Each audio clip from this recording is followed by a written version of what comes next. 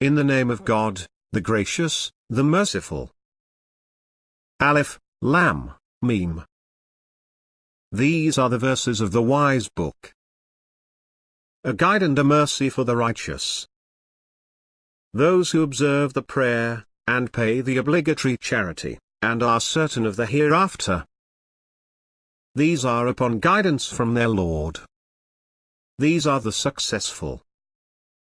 Among the people is he who trades in distracting tales, intending, without knowledge, to lead away from God's way, and to make a mockery of it. These will have a humiliating punishment. And when our verses are recited to him, he turns away in pride, as though he did not hear them, as though there is deafness in his ears. So inform him of a painful punishment. As for those who believe and do good deeds, for them are the gardens of bliss, dwelling therein forever. The promise of God is true. He is the mighty, the wise. He created the heavens without pillars that you can see, and placed stabilizers on earth lest it shifts with you, and scattered throughout it all kinds of creatures. And from the sky we sent down water, and caused to grow therein of every noble bear. Such is God's creation. Now show me what those besides him have created. In fact, the wicked are in obvious error. We endowed Luqman with wisdom. Give thanks to God. Whoever is appreciative for the benefit of his own soul. And whoever is unappreciative, God is sufficient and praiseworthy. When Luqman said to his son, as he advised him, O my son, do not associate anything with God, for idolatry is a terrible wrong. We have entrusted the human being with the care of his parents. His mother carried him through hardship upon hardship, weaning him in 2 years. So give thanks to me, and to your parents. To me is the destination. But if they strive to have you associate with me something of which you have no knowledge, do not obey them. But keep them company in this life, in kindness, and follow the path of him who turns to me. Then to me is your return. And I will inform you of what you used to do. O my son, even if it were the weight of a mustard seed, in a rock, or in the heavens, or on earth, God will bring it to light.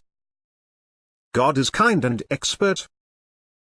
O my son, observe the prayer, advocate righteousness, forbid evil, and be patient over what has befallen you. These are of the most honorable traits. And do not treat people with arrogance, nor walk proudly on earth. God does not love the arrogant show-offs. And moderate your stride, and lower your voice. The most repulsive of voices is the donkey's voice. Do you not see how God placed at your service everything in the heavens and the earth? How he showered you with his blessings, both outward and inward. Yet among the people is he who argues about God without knowledge, without guidance, and without an enlightening scripture. And when it is said to them, follow what God has revealed, they say, rather, we follow what we found our parents devoted to. Even if Satan is calling them to the suffering of the blaze. Whoever submits himself wholly to God, and is a doer of good, has grasped the most trustworthy handle. With God rests the outcome of all events.